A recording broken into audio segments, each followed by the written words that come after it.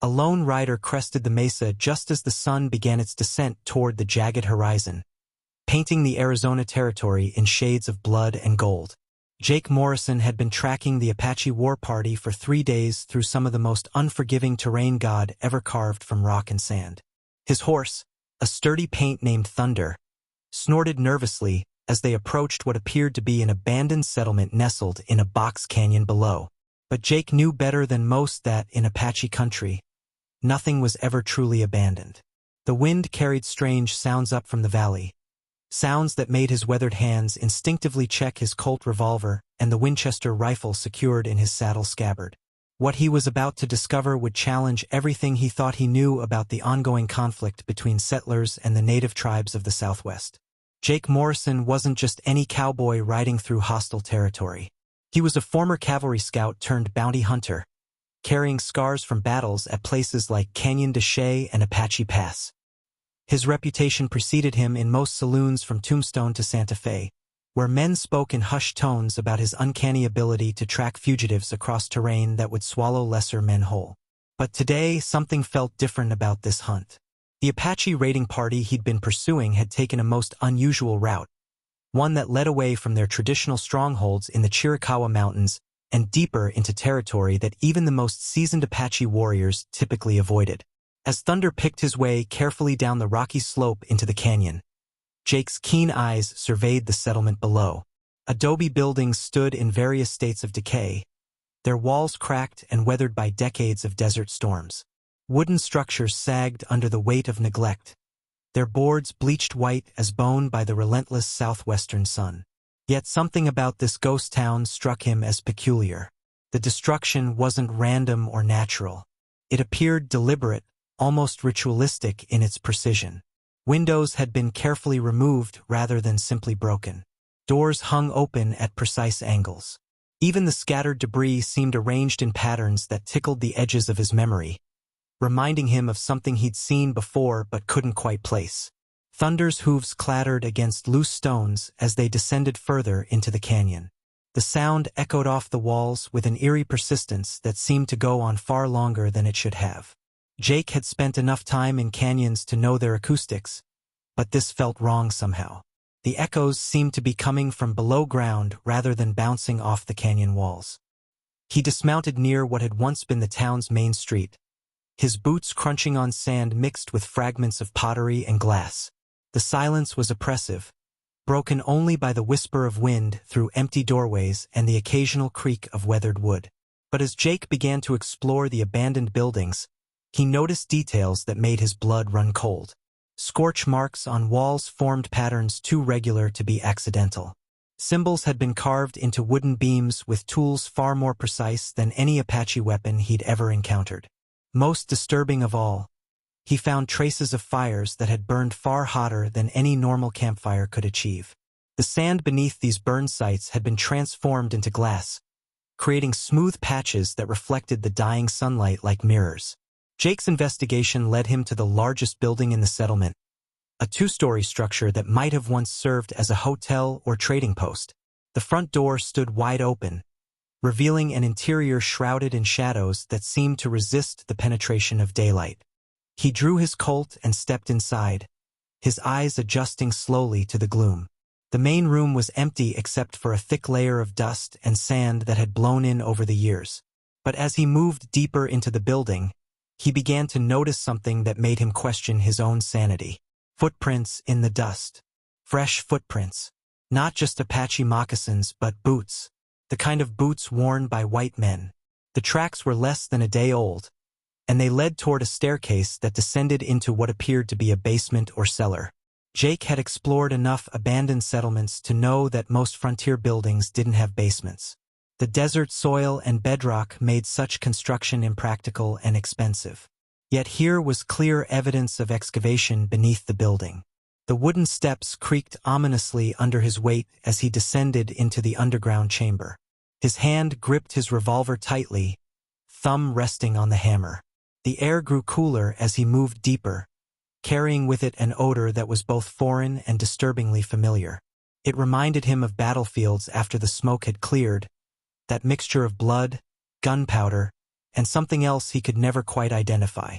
At the bottom of the stairs, Jake struck a match and surveyed his surroundings. The flame revealed a large underground room carved directly from the bedrock.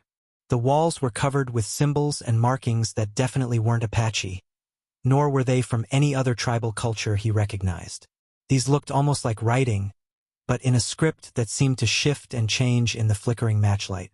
Strange objects lined shelves carved into the rock walls. Pottery vessels of unusual design, their surfaces decorated with geometric patterns that seemed to move when he wasn't looking directly at them. Bundles of what appeared to be ceremonial items wrapped in animal hides he couldn't identify. Most unsettling of all, he found evidence that this underground chamber had been used recently. Candle wax still soft to the touch. Ashes from fires that had been carefully banked but not fully extinguished. Someone had been conducting activities down here, and Jake was beginning to suspect that the Apache war party he'd been tracking might not have been the only group operating in this seemingly deserted canyon. His exploration was interrupted by the sound of horses approaching from above. Multiple horses, moving at a steady pace rather than the urgent gallop of a fleeing war party. Jake quickly extinguished his match and made his way back up the stairs, moving as quietly as his boots would allow on the creaking wooden steps. Through a dusty window, he watched as 6 riders entered the abandoned settlement. They weren't Apache warriors as he'd expected. These were white men, but not the kind of settlers or prospectors he typically encountered in Arizona territory. Their clothing was too fine, their equipment too specialized. They moved with military precision as they dismounted and began unloading equipment from their pack animals. Jake recognized some of the items they carried: surveying instruments, mining equipment, and several wooden crates marked with symbols that matched those he'd seen carved into the basement walls. These men weren't here by accident. They had specific knowledge of this place and were conducting some sort of organized operation. As the sun continued its descent toward the western rim of the canyon, Jake watched the newcomers set up what appeared to be a camp in the ruins of the old settlement. But their activities were unlike any camping he'd ever observed. They worked in absolute silence, communicating through hand signals with the efficiency of men who had performed these tasks many times before. They didn't light cooking fires or tend to their horses in the usual manner. Instead, they seemed focused entirely on preparing for some kind of ceremony or ritual. The leader of the group was a tall man with silver hair and expensive boots who carried himself with the bearing of someone accustomed to command. He consulted frequently with what appeared to be a leather-bound journal, cross-referencing its contents with readings from the surveying instruments. The other men followed his directions without question, positioning various objects around the settlement according to some predetermined plan. Jake realized he was witnessing something far more complex than a simple mining operation or archaeological expedition. As darkness began to fall across the canyon, the true purpose of the mysterious group became horrifyingly clear. They had arranged 13 human skulls in a perfect circle at the center of the abandoned settlement. The skulls appeared old, their bone surfaces stained dark with age, but they had been carefully prepared and positioned with mathematical precision. Each skull faced inward toward the center of the circle, and small channels had been carved in the ground connecting each one to a central point. Jake's blood ran cold as he recognized the arrangement. He'd seen something similar once before, years ago during his cavalry days when his unit had stumbled upon the aftermath of what the Apache called a ghost dance gone wrong. But this wasn't Apache work. The precision, the tools used, the underlying mathematics of the arrangement all pointed to something far more sophisticated and infinitely more sinister. The mysterious men began lighting fires at specific points around the skull circle. But these weren't ordinary campfires. Each flame burned with a different colored light blue, green, white, red, creating an unnatural aurora that painted the canyon walls in shifting hues. The smoke from these fires didn't rise and dissipate as normal smoke should. Instead, it formed low-hanging clouds that began to swirl in patterns that defied the natural wind currents in the canyon. Jake had seen enough. Whatever these men were doing, it was beyond his experience and definitely beyond his desire to investigate further. He began moving carefully toward the rear of the building, planning to retrieve thunder and put as much distance as possible between himself and the increasingly bizarre activities in the settlement below. But as he reached the back door, he found his escape route blocked by a figure he hadn't seen approach. An Apache warrior stood silently in the doorway, but not like any Apache Jake had ever encountered. This man's war paint was wrong. His clothing was from no tribe Jake recognized, and his eyes held an intelligence that was both ancient and terrifyingly aware. The warrior spoke in perfect English, his voice carrying an accent that Jake couldn't place. "You should not have come here, Jake Morrison. This is not a place for men like you." The fact that the Apache knew his name sent chills down Jake's spine, but he kept his gun hand steady. "I don't know who you are or what's going on here, but I'm leaving. Now." The warrior shook his head slowly. "I'm afraid that's not possible. You've seen too much, and there are larger forces at work than you can understand. My name is Shadow Walker, and I am not Apache, though I have lived among them for many years. I am the last guardian of secrets that should have remained buried with my people centuries ago." Shadow Walker gestured toward the settlement where the colored flames were growing brighter and the smoke was forming increasingly complex patterns in the air. "What you are witnessing is the culmination of a search that began in the libraries of Europe and has led these men across an ocean and half a continent. They seek to unlock power that was sealed away long before your people came to this land. Power that my ancestors died to contain." Jake kept his revolver trained on the mysterious figure, but his curiosity was beginning to overcome his caution. "What kind of power? What are those men doing out there?" Shadow Walker's expression grew grim. "They believe they can communicate with entities that exist beyond the veil of normal reality. The skulls you see arranged in that circle belong to my people, taken from sacred burial grounds across the Southwest. Each skull contains memories, knowledge, spiritual energy that these men intend to harvest and focus through their ritual." The sound of chanting began to drift up from the settlement below, but it wasn't in any language Jake had ever heard. The words seemed to twist and change even as they reached his ears, creating harmonies that made his teeth ache and his vision blur. The colored flames around the skull circle began to pulse in rhythm with the chanting, and the temperature in the canyon began to drop noticeably despite the desert location. "They're not just trying to communicate," Shadow Walker continued, his voice taking on an urgent tone. "They're trying to open doorways, to bring things through from places that should remain forever sealed. Your government, your military leaders, they have no idea what these men represent or what they're truly attempting to accomplish." Jake lowered his weapon slightly, beginning to understand that Shadow Walker might be more ally than enemy in whatever was unfolding below. "Then why don't you stop them? You seem to know what they're doing." The Guardian's laugh was bitter. "I am one man, cursed to watch and warn but possessing little power to intervene directly. The seals that my ancestors placed on these forces require specific knowledge and tools that were scattered and hidden when my people were driven from their ancient cities. But you, Jake Morrison, you might be able to help me prevent a catastrophe that would affect far more than this small canyon." The chanting below was growing louder and more complex, with multiple voices joining in harmonies that seemed to come from more throats than the 6 men Jake had observed. The skull circle was now glowing with its own inner light, and strange shadows were beginning to move between the flames. These weren't the natural shadows cast by firelight, but shapes that moved independently, reaching toward the center of the circle with what appeared to be intelligence and purpose. Shadow Walker reached into a leather pouch at his belt and withdrew a small object that gleamed like polished obsidian in the strange light filtering down from the settlement. "This is one of the focusing stones used by my people to maintain the barriers between worlds. Alone, it is insufficient to stop what is beginning below. But combined with your knowledge of explosives and firearms, we might be able to disrupt their ritual before they complete the summoning." Jake stared at the stone, which seemed to pulse with its own inner light. "How do you know I have knowledge of explosives?" The Guardian smiled grimly. "Your reputation extends beyond your tracking abilities, Jake Morrison. Your work with the cavalry included mining operations and the construction of defensive positions.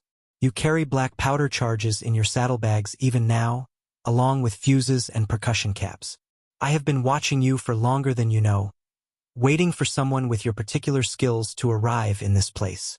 The truth of Shadow Walker's words hit Jake like a physical blow. He had indeed been carrying mining supplies, intending to use them for clearing rockfalls or creating defensive positions if necessary during his pursuit of the Apache war party.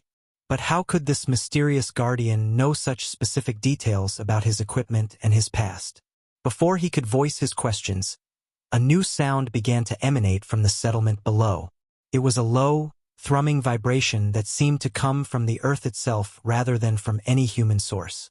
The colored flames around the skull circle suddenly flared to 3 times their previous height, and the smoke began forming shapes that looked disturbingly like human figures reaching upward toward the canyon rim. "We're running out of time," Shadow Walker said urgently. "The barriers are weakening, and soon they will be beyond our ability to repair. You must decide now whether you will help me or attempt to flee and leave these men to complete their work." Jake looked back toward the settlement where the ritual was clearly reaching some kind of crescendo. The 6 men were no longer just chanting but were moving in complex patterns around the skull circle, their movements becoming increasingly frenzied. Sparks of electricity seemed to arc between the skulls, and the air itself began to shimmer as if heated by invisible flames. Something deep in Jake's gut told him that Shadow Walker was right about the danger these men represented. His years of fighting had given him an instinct for recognizing threats that went beyond immediate physical danger. What he was witnessing below felt like a threat to everything he understood about the natural world. "All right," he said finally, reholstering his Colt. "Tell me what we need to do." Shadow Walker's relief was visible even in the strange, shifting light. "The ritual requires precise timing and positioning. If we can disrupt the geometric arrangement of the skulls at the critical moment, the energy they are focusing will disperse harmlessly. But we must act during the exact instant when the barriers are at their thinnest, or our intervention might actually make the situation worse." They moved carefully through the ruins of the settlement, staying in the shadows cast by the unnatural flames. Jake could see now that the 6 men were not entirely human anymore.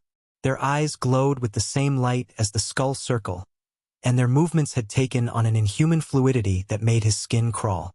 Whatever forces they were channeling were already beginning to change them. Shadow Walker led him to a position where they could observe the ritual circle closely. The arrangement was even more complex than Jake had initially realized.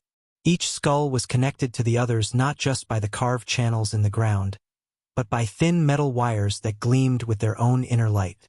These wires formed an intricate pattern that hurt to look at directly, as if the geometric relationships involved were too complex for human minds to process comfortably. "The focal point," Shadow Walker whispered, pointing to the exact center of the circle where the metal wires converged, "is where the barrier between worlds is thinnest. When they complete their chant, reality itself will tear open at that spot. We must place our explosive charge precisely there, but not until the critical moment." The chanting reached a fever pitch, and Jake could see that reality was indeed beginning to warp around the focal point. The air shimmered and twisted, and through the distortion, he caught glimpses of something that made his mind reel. Vast landscapes under alien skies, structures that defied earthly architecture, and movement that suggested intelligence vast and utterly inhuman. "Now," Shadow Walker hissed. They moved as one, Jake carrying the prepared explosive charge while the Guardian held his obsidian focusing stone. The 6 ritualists were so caught up in their ceremony that they didn't notice the approaching figures until it was too late. Jake placed the charge at the exact center of the skull circle just as Shadow Walker pressed his stone against the nearest metal wire. The effect was instantaneous and devastating. The carefully maintained energy patterns collapsed inward on themselves, creating an implosion of light and sound that shattered every piece of glass in the abandoned settlement. The skull circle disintegrated in a shower of bone fragments and metal sparks, and the colored flames guttered out as if snuffed by a giant hand.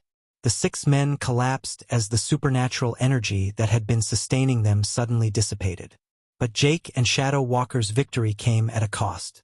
The disruption of the ritual had created a backlash of energy that began tearing through the canyon like a supernatural storm.